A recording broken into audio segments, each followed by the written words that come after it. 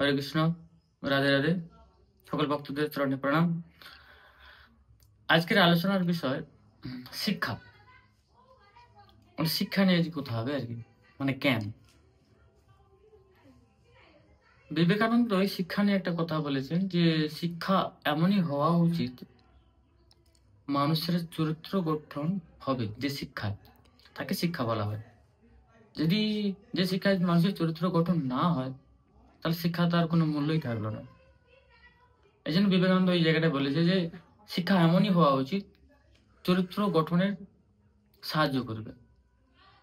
তো যাই হোক, তো এই একটা কাহানি বলি, সেই কাহানির দ্বারা আমরা এই শিক্ষার বিষয়টা বুঝতে পারবো আর কি রকম। তাহলে একটা গল্প, উপাখ্যানে উপদেশ, এগুলো হচ্ছে উপদেশমূলক কথা, পায়রা দিয়ে কথা আর কি, হিন্দিতে বলা হয় কবুতর। এক গাছে পায়রা বসে থাকে আর কি, এক ঝাঁক পায়রা। তো তারা ধান খায়, ঘুরে বেড়ায়। কিন্তু বিপদ হলো কি না, এক ব্যাত না ওদেরকে প্রত্যেক দিন ধরে নেয়, খাওয়ারের ফাঁদ এড়ে, খুব দারুণ দারুণ খাওয়ার লোভ দেখিয়ে নিচে গাছের তলায় ফাঁদ পেতে দেয়। তো সেই খাওয়ারের লোভে কি করে না, পায়রা একটা একটা তিনি ধরে ফেলে।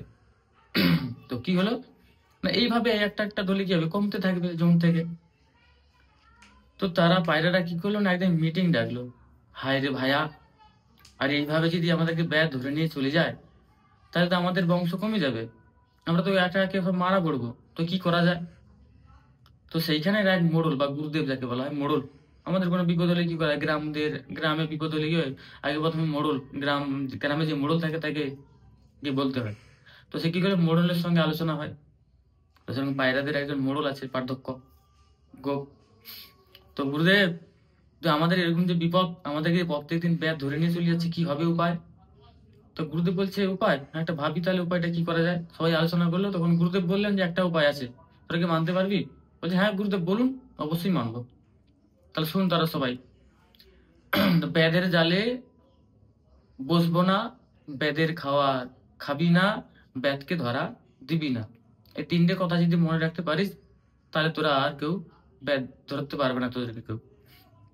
তোদের এটা মুখস্থ করে নে, এটা পড় এটা ভালো করে শুনে রাখ। তো তারা বলছে, হ্যাঁ গুরুদেব বারবার বলুন। ওটা তাহলে শুন ভালো করে মন দিয়ে, ব্যাধের জালে বসবো না, ব্যাধের খাবার খাবো না, ব্যাধকে ধরা দেব না। তো তাতে সবার মুখস্থ হয়ে গেল। গুরুদেব, হ্যাঁ মুখস্থ হয়ে গেছে আমাদের। তখন যদি গুরুদেব শুনবে আমাদের, বল ব্যাধের জালে, তার আবার গানের সুরে সুরে বলছে, বলে সবাই তাহলে বল, ব্যাধের জালে বসবো না, ব্যাধের খাওয়ার খাবো না, ব্যাধকে ধরা দেব না। সবাই এরকম সুরে সুরে বলছে, আমি তো সুরে বলতে পারছি না, কিন্তু তারা এত সুন্দর সুরে বলছে, যেন গানের সুরে সুরে বলছে। হ্যাঁ, এটা যেন। তাহলে গুরুদেব বলছে, তাহলে আসি, তাহলে সবাই এটা মনে রাখ। তো গুরুদেব কি করলেন, চলে গেলেন। তারপরের দিন কি করলো না, সবাই গাছে বসে আছে। তখন তারা বলছে, কিরে গুরুদেব কি বলেছিল মনে আছে? বলছে, হ্যাঁ মুখস্থ হয়ে গেছে, জলের মতো মুখস্থ। শুনবি, ওটা ব্যাধের জালে বসবো না, ব্যাধের খাবার খাবো না, ব্যাধকে ধরা দেব না। বেশ মুখস্থ ছড়ার মতো বলে যাচ্ছে। তো কি হলো একদিন না, ব্যাধ তারপরের দিন কি হলো না, বিড়ি ফুঁকতে ফুঁকতে চলে এলো। এসে কি করলো না, প্রত্যেক দিনের ন্যায় তিনি গাছের তলায় আবার সেই সুন্দর সুন্দর খাবার পেতে দিল, পেতে দিয়ে ফাঁদ এড়ে দিয়ে সে বসে বসে বিড়ি খাচ্ছে গাছের তলায়। আর এরা এই বাবাকুম করছে, ব্যাধের জালে বসবো না, ব্যাধের খাবার খাবো না, ব্যাধকে ধরা দেবো না। বাবাকুম করতে করতে একটা পায়রা কি করেছে না, একটা নিচের ডালে পক করে বসে গেলো, পুত করে নিচের ডালে বসলো। যেই বসলো, তার সঙ্গীরা কি করবে, তারাও একটা ডালে বসে গেল, সেই ডালে বসলো সবাই।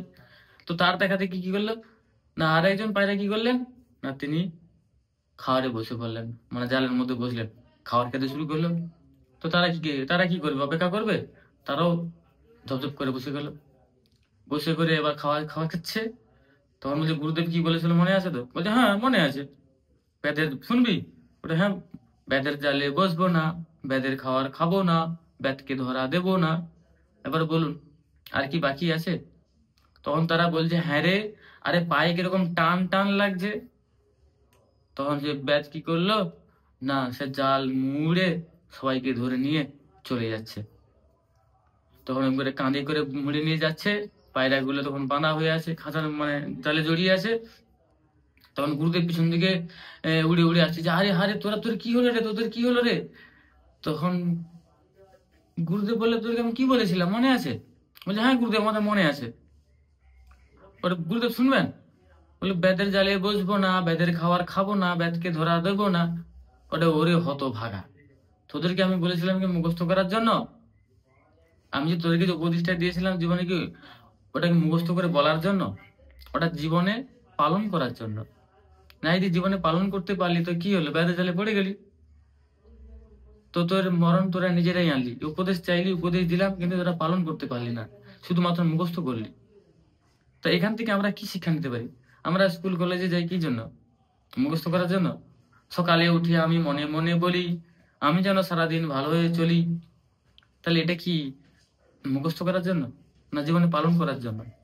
বিদ্যাসাগরের গ্রন্থ পড়বো, সতত সত্য কথা বলিও, কোনোদিন কাউকে মিথ্যা কথা বলিও না, কাউকে কোনোদিন কষ্ট দিও না।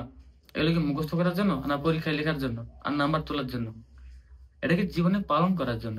আমরা যে শিক্ষা নেই স্কুল কলেজে যাই, যেন জীবনে পালন করতে পারি, এর জন্য শিক্ষার প্রয়োজন রয়েছে। তা যেটাই বোঝাতে চাইলাম, তাহলে শিক্ষা মূল হওয়া উচিত চরিত্র গঠন দ্বারা। চরিত্র এমন হবে যাতে তুমি মানব, প্রকৃত মানবের যে ন্যায় যে জীবন যাপন করা, সেটা তুমি করতে পারবে। তবে একজন বলবে যে সত্যি ছেলেটা খুব সুন্দর, কারণ মানুষ বড় হয় তার চরিত্রের দ্বারা। চরিত্র যদি যদি না গঠন হয়, তাকে অমানুষ বলা হয়, পশুর ন্যায়। তাই আমাদের চরিত্র মূল সুন্দর হওয়া উচিত, সৎ চরিত্র হওয়া উচিত, যাতে সেই চরিত্রের দ্বারা বহু মানুষের উপকার করা যায়, বহু মানুষকে সৎ পথে আনা যায়। এর জন্য আমাদের যেটা বলা হচ্ছিল, শিক্ষা হওয়া উচিত, মূল শিক্ষা কেন্দ্র হওয়া এমন হওয়া উচিত যাতে আমাদের সৎ চরিত্র গঠন হয়। রাধে রাধে।